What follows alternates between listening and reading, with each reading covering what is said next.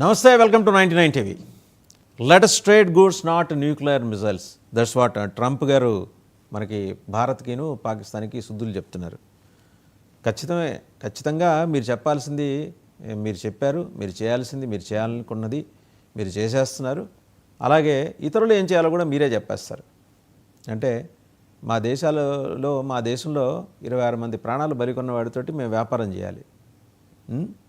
దానికి సంబంధించి మీరేమి ఎటువంటి అవతలోడికి ఏం చెప్పరు.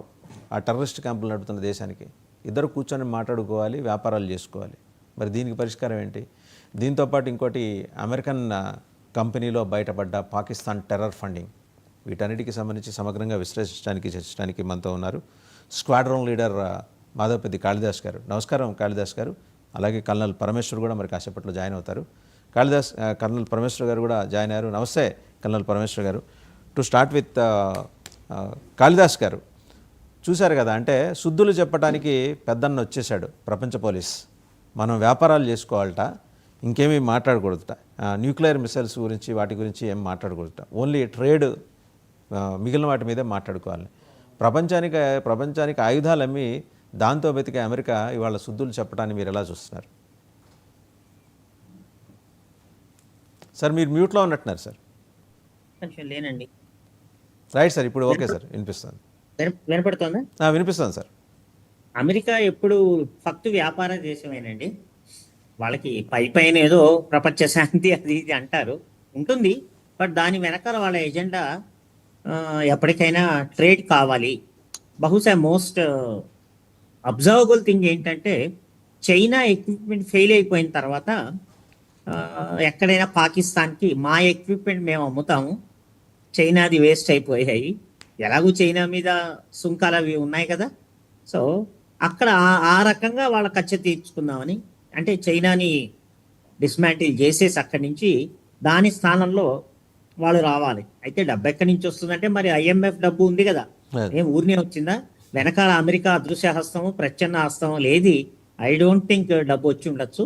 సో ఆ డబ్బులో కొంత భాగాన్ని కొట్టేద్దాం అన్న ప్లాన్ ఉంటుంది. తర్వాత ఇప్పుడు వాళ్ళందరూ ప్రతిదానికి ఎక్కడ నేనే పెద్దన్నని అని చెప్పుకోవాలన్న దురద కూడా ఉంటుంది అమెరికా దగ్గర. అందుకని అంత 100% అమెరికాని విశ్వసించే పరిస్థితులు అయితే ఉండకూడదు. రైట్. అంటే కాళిదాస్ గారు ఇంకొక మాట కూడా ఆయన అన్నారు, మన రెండు దేశాల నాయకుల్ని డిన్నర్కి పిలుస్తారట. అంటే ఏదండి, 26 మంది చిత్తుల మీద నుంచి నడుచుకుంటూ అమెరికా ఇచ్చే డిన్నర్కి మనం వెళ్ళాలా? ఏమనుకుంటారంటే, ఒక కన్సర్న్ లేదా? మీ దేశానికి చెందిన ఒక మనిషిని అరెస్ట్ చేస్తేనే విమానాలు వేసుకొచ్చి ఇక్కడ వాడిని విడిపించుకొని వెళ్ళిపోయే మీరు 26 ప్రాణాలు పోతే దాని మీద స్పందన లేకుండా ప్రతి 10 నిమిషాలకి ఒక ట్వీటు, ప్రతి పావు గంటకి ఒక ఇన్స్టాగ్రామ్లో ఒక పోస్టు పెట్టేసి మీ సరదా తీర్చుకుంటున్నారు. ఇక్కడ పోయినవి ప్రాణాలు, వెనక్కి తీసుకురాలేనివి పోయినాయి మనకి.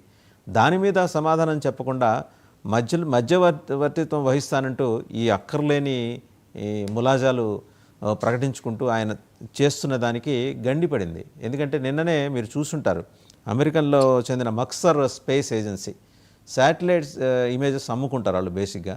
వాళ్ళకి అంటే వాళ్ళ ప్రోటోకాల్స్ ప్రకారం అమ్మాలి న్యాయానికి. అందులో పాకిస్తాన్ టెర్రర్ ఫండింగ్ బయటపడిపోయింది. ది ప్రింట్ ఒక న్యూస్ ఆర్టికల్ క్యారీ అవుట్ చేసి ఆధారాలతో సహా చూపించిన తర్వాత ఆ టెర్రర్ ఫండింగ్ కంపెనీ వీటిని మేము రిమూవ్ చేసామని చెప్పేసి వాళ్ళు వివరణ ఇచ్చుకున్నారు. ఇన్ఫ్యాక్ట్ ఆ కంపెనీకి చాలా దేశాలు ఇంక్లూడింగ్ ఇండియా కూడా క్లయింట్సే. అంటే ప్రభుత్వాలు అడిగినప్పుడు నిర్దిష్టమైన సమాచారం, కొన్ని ఖచ్చితత్వంతో కూడిన సమాచారం, అది కూడా దేశ విశాల హితం కోసం అడుగుతుంటాయి. బట్ వేరాజ్ వాడు అడిగింది ఏంటి, అక్కడ ఒక్క నెల 20 డేస్ వ్యవధిలో 14 నుంచి 16 ఇమేజెస్ వాళ్ళు ట్రాన్స్ఫర్ చేస్తారు పాకిస్తాన్ అటామిక్ ఎనర్జీ కమిషన్కి. వాడికి ఏంటి పని, మన పహల్గాం